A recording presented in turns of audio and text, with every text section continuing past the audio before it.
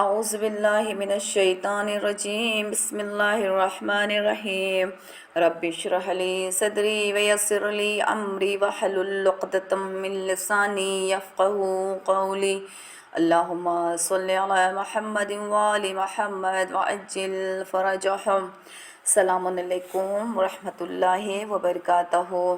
Zahra classes رمضان المبارک special درس number 6 ہے۔ درس کی ابتدا سے پہلے آپ تمام طالبات گرامی، تمام سامعین، تمام ناظرین کی خدمت میں ایک عرض پیش کرنا ہے، وہ یہ ہے کہ آپ سب سے اس درس کے متعلق 5 سوالات پوچھے جا رہے ہیں، تو آپ لوگ ان سوالات کے جوابات زہرا کلاسز کے ایڈمن کے نمبر پر ارسال کرے۔ اور میں شکر گزار ہوں ذاکرہ اہل بیت سیدہ صبیحہ زہرا کا کہ انہوں نے درس سے بہت اچھے سوالات نکالے ہیں، بہت بہترین سوالات ہیں، اور پروردگار عالم کی بارگاہ میں دعا ہے کہ اللہ ان کی توفیقات میں اضافہ کرے، اللہ ان کے اس عمل پر اجر کثیر عنایت کرے، صحت و سلامتی کے ساتھ طویل عمر عطا کرے انشاءاللہ۔ آج ہم درس کے بارے میں آگے بڑھتے ہیں، اور آج جس سورہ کے بارے میں پڑھیں گے وہ سورہ مبارکہ نصر ہے۔ تو سب سے پہلے سورہ مبارکہ نصر کی تلاوت کرتے ہیں۔ اعوذ باللہ من الشیطان الرجیم بسم اللہ الرحمن الرحیم اذا جاء نصر اللہ والفتح ورأیت الناس يدخلون فی دین اللہ افواجا فسبح بحمد ربک واستغفرہ انہ کان توابا صدق اللہ العلی العظیم۔ سورہ نصر قرآن کریم کا 110واں سورہ ہے۔ یہ مدنی سورہ ہے، اس میں 3 آیتیں ہیں اور یہ 30ویں پارے کا جز ہے۔ اس سورہ کو سورہ نصر، سورہ اذا جاء اور سورہ توحیدی بھی کہتے ہیں۔ سورہ توحیدی اس لیے کہتے ہیں کہ رسول اللہ کے آخری حیات میں نازل ہوئی ہے۔ سورہ نصر کے شان نزول، اس سورہ کے شان نزول کے بارے میں تفسیر برہان میں ہے کہ حج وداع کے موقع پر منی میں نازل ہوا ہے، اور یہ سب سے آخری سورہ ہے جو سورہ توبہ کے بعد نازل ہوا ہے۔ یعنی تفسیر برہان میں ہے کہ یہ حج الوداع کے موقع پر منی میں نازل ہوا، اور یہ سب سے آخری سورہ ہے جو سورہ توبہ کے بعد میں نازل ہوا ہے۔ علامہ طباطبائی رحمہ علیہ جیسے بعض مفسرین کے مطابق یہ سورہ مدینہ میں صلح حدیبیہ کے بعد اور فتح مکہ سے پہلے نازل ہوئی ہے، لہٰذا اللہ تعالیٰ نے جس فتح کا وعدہ دیا تھا وہ فتح مکہ ہے۔ واحد نیشاپوری نے اسباب نزول میں لکھا ہے کہ یہ سورہ رسول اللہ صلی اللہ علیہ وآلہ وسلم کے غزوہ حنین سے واپسی کے وقت نازل ہوئی ہے۔ اس کے بعد آپ 2 سال باقی حیات نہ رہے۔ یعنی 3 لوگوں کی ہم نے تفسیر بیان کی ہے کہ تفسیر میں برہان میں ہے کہ یہ حج الوداع کے موقع منی کے میدان میں نازل ہوا ہے۔ علامہ طباطبائی کے مطابق یہ صلح حدیبیہ اور فتح مکہ سے پہلے نازل ہوا ہے، اور واحد نیشاپوری کے مطابق یہ اسباب نزول میں لکھتے ہیں کہ یہ غزوہ حنین سے واپسی کے وقت نازل ہوئی ہے۔ سورہ نصر کی فضیلت، رسول خدا صلی اللہ علیہ وآلہ وسلم نے فرمایا ہے کہ جو بھی اس سورہ کو پڑھے گا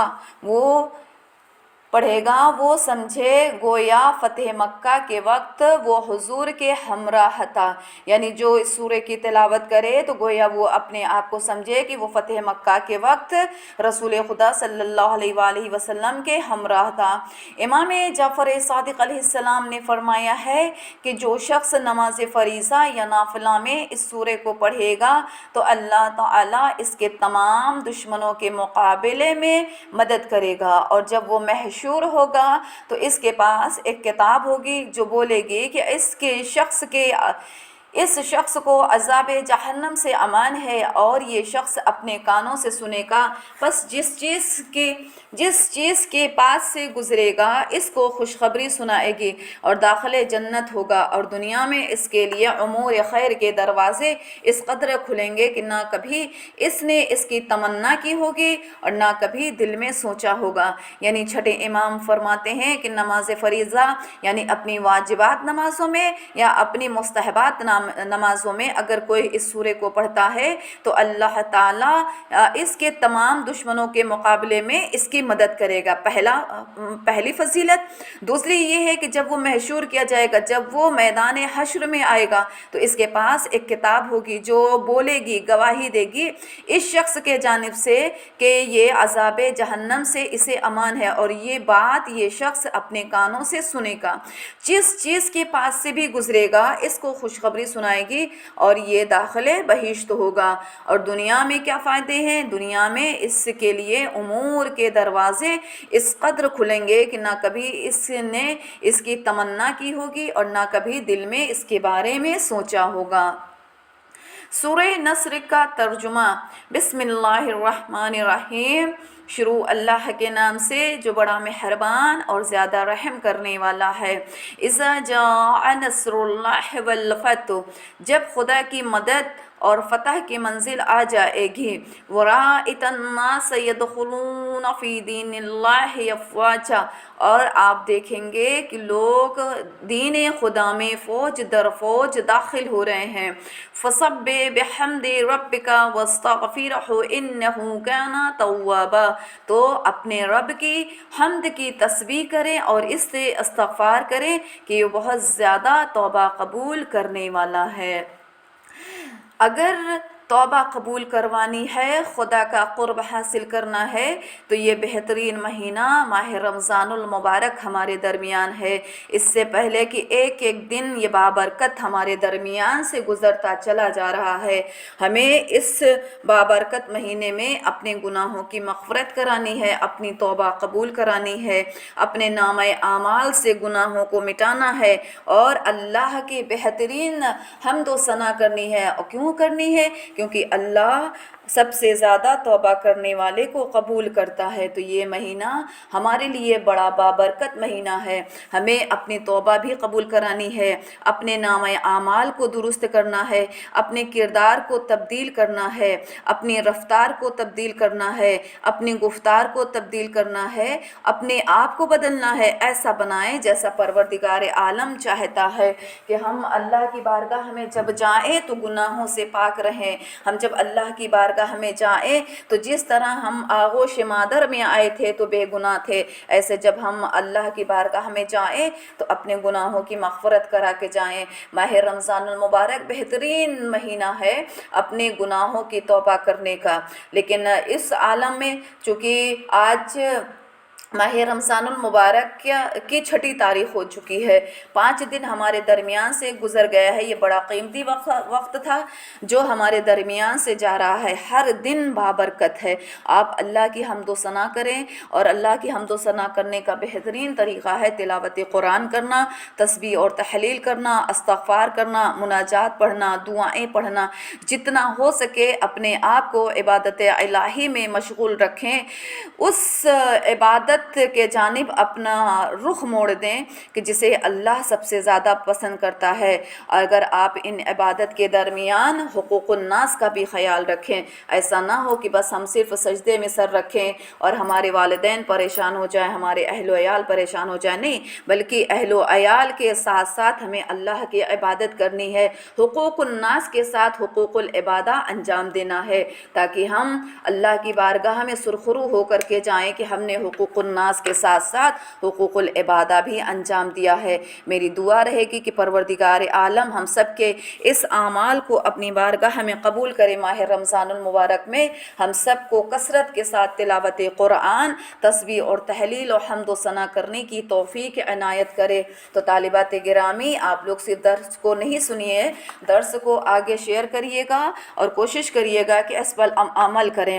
چونکہ جب تک عمل نہیں ہوگا، جب تک ہم کچھ نہیں کر سکتے ہیں۔ صرف سن لینا کافی نہیں ہے، سن کر کے درس سے اٹھ جانا کافی نہیں ہے، جب تک کہ ہم اس پر عمل نہ کر لیں ہر وہ عبادت بیکار ہو جائے گی جس پر عمل نہ کیا جائے۔ تو آپ جتنی مشقت سے جتنی محنت سے درس میں آ رہی ہے تو درس سے کچھ استفادہ حاصل کریں تاکہ آپ کے آنے والی نسل کو انشاءاللہ فائدہ ہو سکے۔ ماہ رمضان المبارک کے چھٹے دن کا ثواب۔ حضرت رسول خدا صلی اللہ علیہ وآلہ وسلم نے فرمایا ہے کہ ماہ رمضان المبارک میں اللہ تعالیٰ چھٹے دن تم کو بہشت دارالسلام میں 1,00,000 شہر عطا کرے گا۔ کل ہم نے بیان کیا تھا جنت الماوا کی بات ہوئی تھی اور آج بہشت دارالسلام کی بات ہو رہی ہے، ٹھیک۔ ہر شہر میں 1,00,000 گھر ہوں گے، ہر گھر میں 1000 ذرائع طولانی 1,00,000 تخت ہوں گے اور ہر تخت پر ایک بیوی حور العین ہوگی جس کے پاس 30,000 ملبوسات در اور یاقوت سے بنے ہوں گے اور وہ ملبوسات کو 100 کنیزیں اٹھائے ہوئے ہوں گی۔ اب آپ سوچئے کہ آج کے دن کے روزے کا ثواب کتنا زیادہ ہے کہ نبی مکرم صلی اللہ علیہ وآلہ وسلم نے فرمایا ہے کہ بہشت دارالسلام میں 1,00,000 شہر ہوگا اور ہر شہر میں 1,00,000 گھر ہوں گے، ہر گھر میں 1000 ذرائع 1,00,000 تخت ہوں گے، ہر تخت پر ایک بیوی حور العین ہوگی جس کے پاس 30,000 ملبوسات در اور یاقوت کے بنے ہوں گے، یعنی وہ قیمتی جواہرات در اور یاقوت اگر آپ نے دیکھا ہوگا تو یقیناً بڑے حسین پتھر ہوتے ہیں یہ، اور وہ ملبوسات کو 100 کنیزیں اٹھائے ہوئے ہوں گی۔ تو آپ لوگ، میں جیسے روز درس میں بولتی چلی آ رہی ہوں کہ اپنے روزے کی حفاظت کریں، ہر اس رفتار و گفتار سے اپنے آپ کو بچا کے رکھیں کہ جس سے ہمارا روزہ باطل ہو جاتا ہے، جس سے ہم روزے کے حالت میں رہتے ہوئے بھی روزہ نہیں رہ جاتا ہے، کیونکہ صرف روزہ بھوک اور پیاس کا نہیں نام ہے ناظرین کرام، بلکہ روزہ ہمارے وجود کو بدلنے کا نام ہے کہ ہم جیسے روزے کے عالم میں ہیں، جس طرح ہم اپنے نفس پر قابو پا لیتے ہیں کہ پانی سامنے ہوتا ہے، پینے کی تمنا ہوتی ہے، لیکن نفس پر کنٹرول اتنا ہے کہ ہم پانی کو پیتے نہیں ہیں، بھوک لگتی ہے، کھانا سامنے ہوتا ہے لیکن ہم کھانے کے جانب متوجہ نہیں ہوتے ہیں۔ اسی طرح سے آنکھوں پر بھی اختیارات رکھیے، کوئی ایسی چیز نہیں دیکھیے جس سے ہمارا روزہ آنکھوں کا باطل ہو جائے، کان سے کوئی ایسی باتیں نہ سنیں کہ جو باتیں ہم غفلت میں سنتے چلے آ رہے تھے، آج اس غفلت سے بیداری کا وقت ہے، بلکہ زبان سے بھی کوئی بات ایسی نہ نکالیں کہ جس سے زبان ہماری نجس ہو جائے یا گنہگار ہو جائے۔ ہمیں اپنے اعضاء جوارح کی حفاظت کرنی ہے تاکہ ہمارا روزہ ایسا ہو سکے کہ جو پروردگار عالم ماہ رمضان المبارک کے ہر دن کا ثواب بتاتا جا رہا ہے کہ آج کا روزہ اگر اللہ کی بارگاہ میں انشاءاللہ قبول ہو گیا یہ تمام نعمتیں آپ کے لیے ہیں، ہمارے لیے ہیں۔ خداوند عالم سے دعا ہے کہ پروردگار عالم تمام سامعین، تمام ناظرین، تمام طالبات گرامی، اس درس میں شرکت کرنے والوں کی تمام عبادتوں کو، خاص کر روزہ نماز کو پروردگار عالم اپنی بارگاہ میں قبول کرے اور اجر کثیر عنایت کرے انشاءاللہ۔ ماہ رمضان المبارک کے چھٹے دن کی دعا۔ اللہم صلی علی محمد وآل محمد وعجل فرجہم، اللہم لا تخذلنی فیہ لتعرض المعصیت ولا تضربنی بالسیئات نقمات وزحزنی فیہ من موجبات سخطک بمنک وایادک یا منتہى رغبت الراغبین وصلی اللہ علی محمد وآل محمد۔ اے اللہ، مجھے اس مہینے میں اپنی نافرمانی کے قریب جانے کی وجہ سے نظر انداز کر کہ تنہا نہ فرما، مجھے اپنے انتقام کے تازیانوں سے نہ مارنا، اور آج اپنے فضل و احسان کا واسطہ مجھے اپنی ناراضگی کے کاموں سے بچائے رکھنا۔ اے رغبت کرنے والوں کی آخری امید گاہ، آج ہم پروردگار عالم سے کیا مانگ رہے ہیں کہ اے اللہ، مجھے اس مہینے میں اپنی نافرمانی کے قریب جانے کی وجہ سے نظر انداز نہ کرنا اور نہ ہی مجھے تنہا چھوڑ دینا، مجھے اپنے انتقام انتقام کے تازیانوں سے نہ مارنا، اور مجھے اپنے فضل و کرم احسان کا واسطہ مجھے اپنی ناراضگی کے کاموں سے بچائے رکھنا، اے رغبت کرنے والوں کی آخری امیدگاہ ہے۔ یعنی آج کے دن ہم اللہ سے کیا مانگتے ہیں؟ اگر ہم نے نافرمانی کی ہے، نافرمانی کرنے کی وجہ سے ہم اللہ سے قریب نہیں ہو رہے ہیں، تو ہم اللہ سے کہہ رہے پروردگارا تو ہمیں نظر انداز نہ کرنا۔ کیوں نہ کرنا؟ کیونکہ اگر تو نے خدا نخواستہ نظر انداز کر دیا تو پھر اس سے ہم تنہا رہ جائیں گے، اور مجھے اپنے انتقام کے تازیانوں سے نہ مارنا بلکہ اپنی رحمانیت کے صدقے میں ہم پر رحم کرنا، ہمارے گناہوں کو معاف کرنا، جو نافرمانی ہم نے کی ہے، جو ظلم ہم نے کیا ہے اپنے نفس کے ساتھ، اپنے کردار کے ساتھ، اپنی رفتار کے ساتھ، ان تمام گناہ کو پروردگار عالم کیا ہے؟ معاف فرمائے۔ اپنے فضل و احسان کا واسطہ مجھے اپنی ناراضگی کے کاموں سے بچائے رکھنا۔ یعنی اگر ہمیں معلوم ہے کہ جھوٹ بولنا، ظلم کرنا، بچوں کو مارنا، چھوٹوں کو ستانا یا غریبوں کو پر ظلم کرنا، یہ سب کیا ہے؟ خداوند عالم کے ناراضگی کا سبب ہے، تو ہمیں اس کام سے اجتناب اختیار کرنی چاہیے۔ نہ چھوٹوں پر ظلم کرے، نہ غریبوں کو ستائے، نہ پڑوسیوں کو ستائے، نہ غریبوں پر ظلم کرے، نہ اپنے رشتہ داروں پر ظلم کرے، اپنے آپ کو ان تمام کاموں سے بچا کے رکھے، چونکہ اللہ رغبت کرنے والوں کی آخری امیدگاہ ہے۔ اپنے درس کے دوسرے حصے میں آتے ہیں، وہ مقامات جس میں روزے کی قضا واجب ہے۔ کل ہم نے ماہ رمضان المبارک کے روزے کے احکام بیان کیے تھے، آج پھر روزے کے احکام بیان کرتے ہیں کہ وہ مقامات جن میں روزے کی قضا واجب ہے۔ مسئلہ نمبر 2034 مندرجہ ذیل مقامات میں لازم ہے کہ مکلف روزے کی قضا بجا لائے۔ مسئلہ نمبر 1 ہے وہ روزہ جو انسان نے مست ہونے کی وجہ سے نہیں رکھا، لازم ہے کہ قضا کرے اگر وہ چیز جس کی وجہ سے مست ہوا ہے علاج کے لیے کھائی ہو۔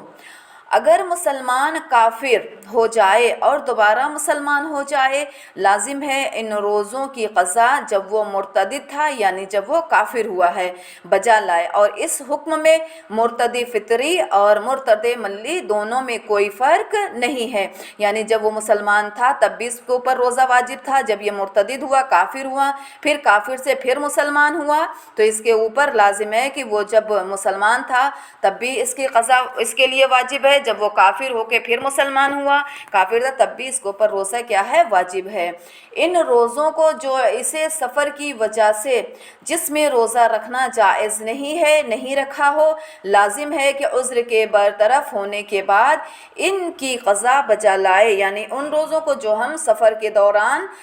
نہیں رکھ سکتے ہیں، یعنی ایسی مسافرت جہاں پر آپ کی ظہر کی نماز 2 رکعت ہو جائے، قصر ہو جائے، تو وہاں پر روزہ رکھنا ہمارے لیے واجب نہیں ہے بلکہ اس روزے کی قضا بجا لانا ہمارے لیے واجب ہے۔ وہ روزے جنہیں عورتوں نے حیض و نفاس کی وجہ سے نہیں رکھا ہے، عذر کے برطرف ہو جانے کے بعد اس کی قضا بجا لانا واجب ہے۔ یعنی وہ خواتین جو حیض اور نفاس کے عالم میں ہیں، وہ اس عذر کے بعد یعنی جب ماہ رمضان المبارک میں اگرچہ 7 دن 5 دن یا 10 دن کی جو بھی مدت ہوتی ہے، اس عذر کے نکل جانے کے بعد آپ روزے کو رکھیے، اور روزے کا مہینہ گزر جانے کے بعد میں پھر اس روزے کی قضا کرنا واجب ہے، اس روزے کی قضا بجا لانا واجب ہے۔ اگر انسان نے یوم شک میں جبکہ نہیں جانتا ہے کہ ماہ شعبان کی آخری تاریخ ہے یا ماہ رمضان کی پہلی تاریخ ہے، روزہ نہیں رکھا، بعد میں معلوم ہو کہ یہ ماہ رمضان تھا، واجب ہے اس کی قضا بجا لائے۔ یعنی وہ انسان جو یوم شک میں ہو، اسے پتہ نہیں کہ آج چاند رات ہے یا ماہ شعبان کی آخری تاریخ ہے، اور اگر اسے بعد میں پتہ چلے کہ نہیں ماہ شعبان کی آج آخری نہیں بلکہ ماہ رمضان المبارک کی پہلی تاریخ ہے اور ہم نے روزہ نہیں رکھا ہے، تو اس کی روزے کی قضا ہمارے لیے واجب ہے۔ اگر انسان یہ سمجھتے ہوئے کہ عید الفطر کا دن ہے اور روزہ نہ رکھے، بعد میں متوجہ ہو کہ اس دن ماہ رمضان کی آخری تاریخ ہے تو واجب ہے اس دن کی قضا بجا لائے۔ اگر انسان یہ سمجھتے ہوئے کہ آج عید الفطر کا دن ہے، اس نے چاند نہیں دیکھا، اس نے لوگوں سے پوچھا نہیں، اسے معلوم نہیں ہے، اسے یہ معلوم ہے کہ کل عید کا دن ہے اور یہ سوچ کر کے اس نے روزہ نہیں رکھا، لیکن بعد میں متوجہ ہوا کہ نہیں آج تو عید نہیں ہے، آج ماہ رمضان کی آخری تاریخ ہے اور روزہ رکھا نہیں ہے، تو اس روزے کی قضا اس کے لیے واجب ہے۔